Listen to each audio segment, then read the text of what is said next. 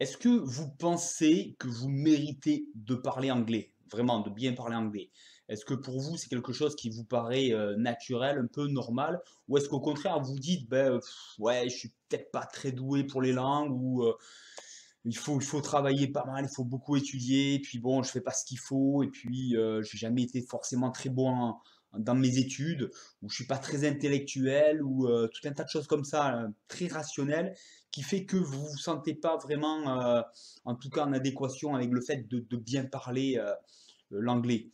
Parce que, en fait, on a souvent des un petit peu des freins là, on se dit que ce serait bien, on se dit qu'il y a pas de raison, on est capable, mais d'un autre côté, on le sent pas forcément, hein, ou voilà, on se sent un petit peu en décalage, vous voyez, un petit peu avec ce qu'on pense, ou ce qu'on a l'impression qu'il faudrait qu'on fasse ou qu'on soit, et ou les capacités qu'il faudrait avoir, et puis la réalité du moment.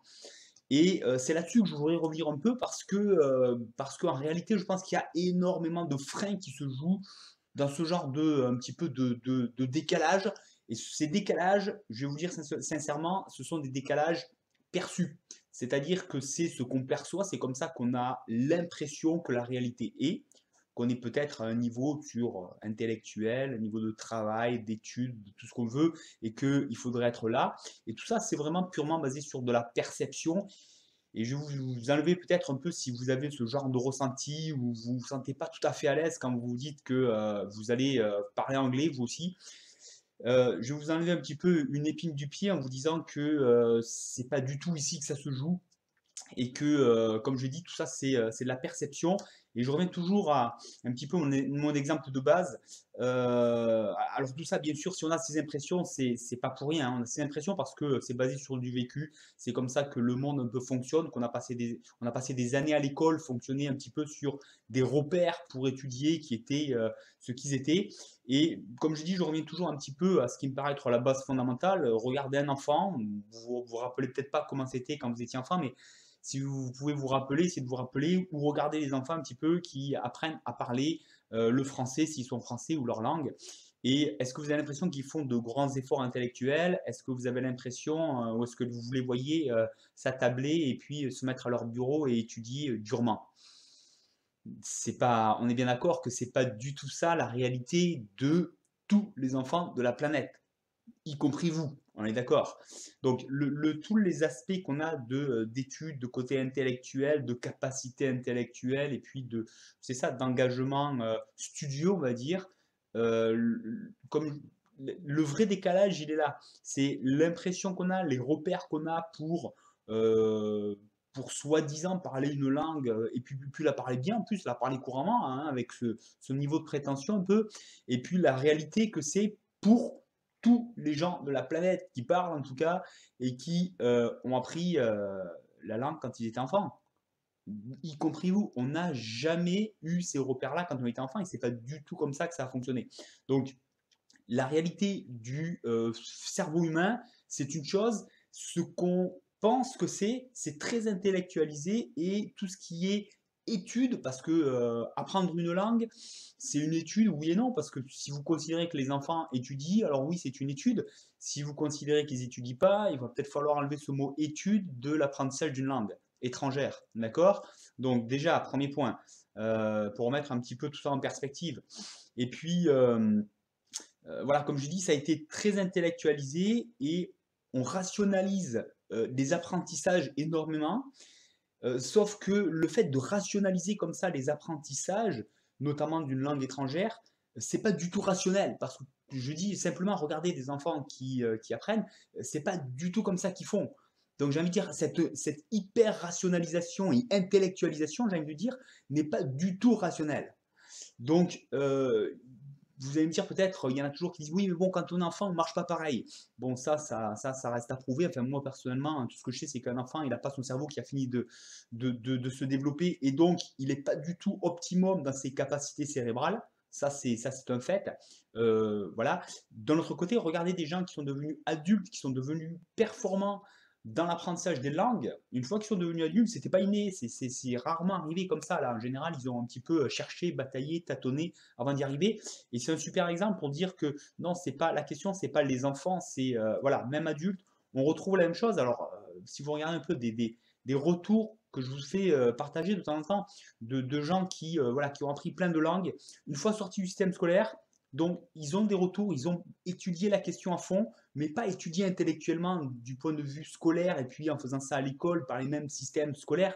Non, venus dans la vraie vie, là. Ils voulaient parler, ils voulaient communiquer avec les gens de tel pays, et puis ils ont tâtonné, ils ont cherché. Et vous allez trouver des gens partout dans le monde entier qui ont suivi un peu ce parcours, qui ont trouvé des solutions concrètes, vraiment, hein, purement pratiques. Et bah, c'est pareil, on sort du côté intellectuel et rationalisation. Il y en a toujours un peu, mais je veux dire, l'apprentissage d'une langue, c'est basé sur du vécu. Et le vécu, bah, le côté émotionnel joue beaucoup. Alors quand je dis émotionnel, ça paraît un mot peut-être des fois un peu très abstrait, très je ne sais trop quoi, théorique. Non, le côté plaisir génère des émotions. Ça ouvre la mémoire, ça permet de favoriser tout un tas de choses. Et voilà, il y a tout un tas de contextes qui fait que, je vous en cite un là par exemple, quand on est stressé, qu'on revient un petit peu, tout ce qui touche un peu à des états où il y a un peu de peur, de stress, voilà, tout ce qui est autour de la peur un petit peu, au niveau du cerveau, c'est géré comment? Comme une situation un petit peu extrême où il faut réagir vite pour se protéger. Et donc, tout ce qui est le côté un peu justement cérébral, où on va prendre le temps de bien percevoir tous les détails, etc., de comprendre, de décortiquer, voilà, tout ça, c'est réduit pratiquement à zéro et le cerveau va directement passer sur le mode action. Donc voilà, typiquement, le côté un petit peu émotion, ressenti et fonctionnement du cerveau et donc capacité d'apprendre. Tout ça, c'est directement lié et tout ce qui est la partie ressentie a un poids énorme sur l'apprentissage. Et ça, c'est quelque chose qui n'est pas du tout intellectuel. Pourtant, le cerveau fonctionne à fond avec ce genre de données. Parce que ça fait partie clairement, et c'est une perception du monde qui fait partie intégralement de notre perception et du fonctionnement du cerveau. Et c'est une donnée très importante pour le cerveau pour savoir dans quel mode il se met en gros. Donc tout ça, ce sont des choses qui ne sont pas du tout intellectualisées, qu'on n'a pas du tout fait à l'école, c'est en général pas du tout notre perception. Et quand on ne le sent pas, en général, on est basé sur ces repères très intellectualisés qui sont voilà, qui viennent d'un peu de ce monde hyper intellectualisé, mais qui est justement complètement irrationnel parce que ça ne prend pas du tout la réalité du monde dans lequel on vit. Et donc l'apprentissage des langues, c'est la même chose. Donc mon message, il est simple. Moi, j'ai creusé la question pour vous. Je vous donne un petit peu des arguments pour que vous vous les réappropriez, que ça vous reparaisse logique et que vous repreniez ça avec votre logique à vous, parce que finalement, quand on gratte un peu, qu'on creuse, on se dit c'est évident, c'est logique, et il y a quelque chose qui cloche dans la façon dont j'ai voulu faire jusqu'à maintenant. Et donc voilà, comme je dis, moi je l'ai creusé, vous pouvez creuser la question si vous voulez, c'est très intéressant. Et dans tous les cas, voilà, reprenez un petit peu ça à zéro, à la base. Si vous ne vous sentez pas capable d'apprendre et d'être performant dans une langue, c'est forcément basé sur un vécu erroné, sur des repères erronés, des valeurs erronées. Parce que la réalité, c'est que vous l'avez fait quand vous étiez enfant. Des adultes ont démontré que en cherchant un peu, en se remettant dans la bonne position, on est tout à fait capable d'être très performant dans l'apprentissage des langues. Et donc, bien entendu, ce que je vous rappelais, c'est que ne vous fiez pas forcément là tout de suite à ce que vous ressentez, juste rationalisez réellement, revenez les pieds sur terre et rappelez-vous que c'est votre capacité première d'apprendre une langue étrangère. On est câblé pour ça, pour communiquer et apprendre à communiquer. Donc replongez-vous là-dedans et effectivement, peu importe ce que vous percevez comme vous le ressentez aujourd'hui, la réalité c'est que vous pouvez le faire.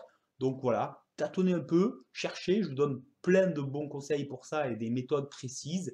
Et puis, vous allez parler anglais couramment, c'est une certitude, c'est très rationnel quand je vous dis ça. D'accord? Donc voilà, à vous de jouer. Et puis, on se retrouve très bientôt. Comme d'habitude, je vous invite à vous inscrire à la chaîne YouTube pour qu'on se retrouve très bientôt. Me laisser un petit pouce en l'air si ça vous a plu. Et puis, à votre anglais. I talk to you soon.